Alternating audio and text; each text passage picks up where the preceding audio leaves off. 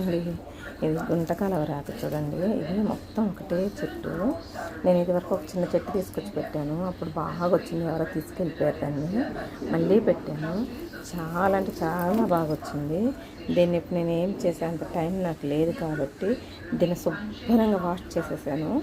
చేసేసి ఇట్లా ఆరపెడుతున్నాను అనమాట. చెల్లెక్కుగా డ్రై ఇది కొనుక్కొచ్చుకుంటుంటుంది. నేను కూడా ఈసారి డ్రైది ఉపయోగిద్దామని చెప్పేసి దీన్ని ఆరపెట్టేస్తున్నాను. చూడండి, అసలు నాకైతే ఇంత చెట్టుని చూస్తే తీయాలనిపించలేదు, కానీ ఎవరన్నా లాగేసుకెళ్ళిపోతారని చెప్పేసి నేను తీసేసా దీన్ని. చాలా చాలా ఒక్కటే చెట్టు అండి. అసలు నాకు అట్టే ఆశ్చర్యం, ఎంత బాగా వచ్చిందంటే ఒక్కటే చెట్టు పెద్దదని. కట్ చేస్తాను, కింద మొదలు ఉంచేసాను. ఇంకొకటి కుండీలో పెట్టాను ఇప్పుడు తీసుకొచ్చి, ఇదిగోండి అది అలా వస్తుంది. ఇప్పుడు నేను తీసింది అయితే కింద పెట్టాను అన్నమాట, బయట గేటు పక్కన పెట్టాను. చాలా బాగా వచ్చిందండి. పప్పులు వేసుకుంటాము, పచ్చడి చేస్తాము, కలక వాడతాము, అన్ని విధాలుగా మనకు వస్తుంది గుంటగలవరాకు.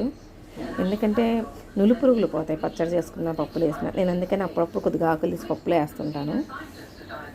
చూడండి, చాలా అంటే చాలా బాగా వచ్చింది కదా.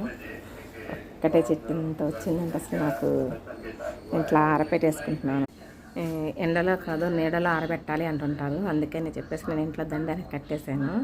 ఇది బాగా డ్రై అయిపోయినాక తీసి దీన్ని ఎలా ఉపయోగించుకోవాలో ఇంకా అలా ఉపయోగించుకుంటుంటామంట. మనం తలకే వాడతాం కాబట్టి హెన్నాలో కానీ లేకపోతే కొబ్బరి నూనెలో కానీ వాడుకుంటాము. Okay friends, bye.